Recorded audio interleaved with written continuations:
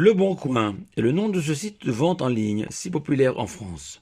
Dans la paracha de la semaine passée, Kedoshim, il est aussi question d'un bon coin, celui que tous les propriétaires de champs ou de vergers en Israël devaient volontairement laisser aux pauvres au moment de la moisson ou de la cueillette.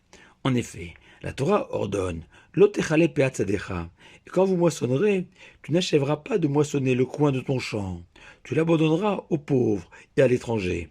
Et le Ben Ezra fait remarquer que juste avant ce commandement de laisser une péa dans un champ, péa signifiant un coin en hébreu, la Torah évoquait les lois des sacrifices les plus sacrés offerts au temple de Jérusalem.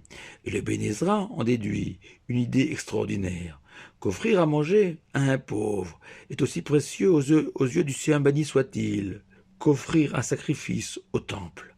Plus clairement, donner à un pauvre, c'est d'une certaine manière donner à Dieu lui-même. Idée renforcée par le fait que la Torah conclut cette mitzvah de Péa ainsi. Je suis l'Éternel votre Dieu, suggérant non seulement, comme l'explique Rashi le Torah de Kohanim, que cette mention de Je suis l'Éternel votre Dieu vient rassurer le donateur, celui qui laisse un coin de son champ aux pauvres. Ne t'inquiète pas, lui dit Dieu, tu seras récompensé, et qu'un juif n'a jamais perdu de donner de la tzedaka, de la charité, bien au contraire, menace le Tout-Puissant. Je suis l'Éternel votre Dieu, je récompenserai les hommes généreux, mais inversement, je ne pardonnerai pas aux avares qui n'ont pas eu pitié de ces nécessiteux, et moi non plus, annonce le Tout-Puissant. Je n'aurai pas pitié de l'âme de personnes si peu généreuses. Mais on peut aussi expliquer la mention de Je suis l'Éternel, votre Dieu, de manière suivante. Il peut vous paraître injuste, dit l'Éternel, qu'il existe des riches et des pauvres sur terre. Et même si cela vous dépasse, j'en suis conscient de cette inégalité, car je suis l'Éternel, votre Dieu, qui a attribué à chacun ce qui lui revenait, aux riches comme aux pauvres. Mais sachez, dit Dieu, comme l'explique Rabbi Akiva dans le Talmud, à travers la parabole suivante, un roi, en colère contre son propre fils, a décidé de le jeter en prison et a interdit aux gardiens de le nourrir. Et un homme courageux a bravé l'ordre du souverain et a donné à manger à son fils, le prince. Et quand le roi l'a appris, il a envoyé un immense cadeau à cet homme qui avait sauvé de la mort son fils. Or, nous sommes tous des enfants de Dieu, comme le déclare la Torah elle-même. Par conséquent, nourrir un pauvre, c'est nourrir mon propre fils, dit Dieu, une partie de moi-même. Comme un fils est une parcelle de son père, selon l'expression talmudique, Bera Kare de Avua, littéralement, le fils est le genou de son père. Mais le propriétaire d'un petit champ pourrait se dire qu'au vu de la taille de son terrain, le coin qu'il laissera aux pauvres sera insuffisant pour répondre aux besoins des nécessiteux si nombreux. Et c'est précisément à eux que le Rachaim Akadosh s'adresse en mettant en relief l'anomalie suivante dans la présentation de la mitzvah, puisque la Torah commence ainsi.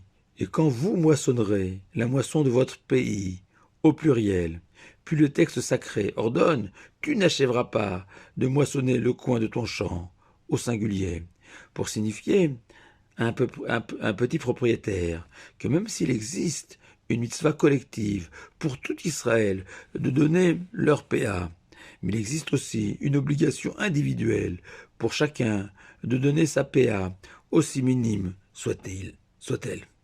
Et je voudrais attirer votre attention sur deux particularités de cette mitzvah de péa qui s'inscrit dans le cadre général de la bonté, pilier du judaïsme. La première, c'est qu'habituellement, on prélève de l'argent, de nos gains, cet argent que nous avons déjà encaissé, reçu, mis sur notre compte bancaire, et nous en donnons une petite partie aux plus défavorisés. Tandis que pour la mitzvah de Péa, la Torah nous demande d'effectuer une forme de prélèvement à la source, comme si le Tout-Puissant avait voulu nous rappeler cette idée clé de la charité, que l'argent destiné aux pauvres ne nous a jamais appartenu, et que nous sommes de simple mandataire de Dieu pour reverser cet argent aux pauvres et conserver cet argent pour soi-même est un vol avec un caractère aggravant, puisqu'on n'a pas détourné l'argent d'une banque ou d'un État réputé riche, mais bien de personnes démunies, ce qui est insupportable. La deuxième particularité de la PA, c'est le choix du terme employé par la Torah, qui parle de PA, d'un coin du champ, alors qu'il s'agit en pratique d'une partie du champ destinée aux pauvres, que ce soit au début, au milieu ou à la fin du champ, pas forcément un coin. Alors pourquoi ce nom de PA? Peut-être pour nous permettre d'associer cette PA du champ à deux autres péotes, le pluriel de PA en hébreu, figurant dans la Torah. La première, le coin de la tête, ses cheveux situés au coin du visage, au niveau de l'oreille, de la tempe, que la Torah interdit aux hommes de raser. La deuxième PA, ce sont les coins de la barbe, que la Torah interdit de raser avec une lame. Et le Rambam justifie ces deux interdictions en expliquant que c'était la manière des païens de l'époque de se raser les coins de la tête, une forme de coupe au bol, ou bien de veiller à se raser avec beaucoup de minutie la barbe, avec une lame, afin d'avoir la peau du visage entièrement lisse, et laisser volontairement des cheveux au niveau des tempes, voire même de les laisser pousser, à la manière des chassidim et de leurs fameuses longues péotes autour des oreilles, est une affirmation de notre identité juive, affirmer au vu de tous notre fierté d'appartenir au peuple juif. Et de même, le fait de volontairement laisser les coins de la barbe imparfaitement rasés est aussi témoigner aux yeux de tous de notre judaïté. Ainsi, la PA d'un chant abandonné aux pauvres est le marqueur que ce chant est un chant juif, comme l'enseigne le Talmud. La grandeur de la terre d'Israël, ce ne sont pas ses start-up et ses licornes. Non, affirme Rabbi Yehuda, sa véritable grandeur, c'est justement cette PA. Car c'est la seule terre au monde où s'applique cette loi de PA, cet usage de ne jamais oublier le pauvre.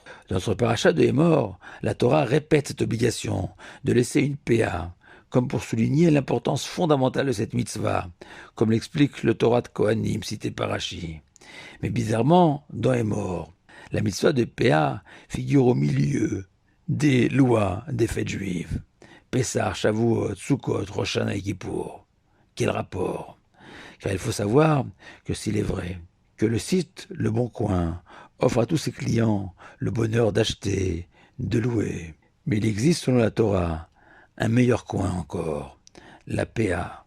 Cette PA qui procure le bonheur d'offrir, de donner, infiniment plus doux que celui de prendre, d'acheter, de louer, pour ceux qui savent donner. Raison pour laquelle la mitzvah de PA figure parmi et au milieu des fêtes juives, non seulement pour nous rappeler qu'avant toutes les fêtes, il faut veiller à ce que les pauvres puissent les célébrer dignement, eux aussi, mais surtout pour nous enseigner cette idée clé que donner de la tzedaka, une PA à des pauvres, est aussi une fête, un moment de bonheur pour celui qui reçoit, mais surtout pour celui qui donne, ou plus exactement pour celui qui sait donner. Shabbat Shalom à vous tous.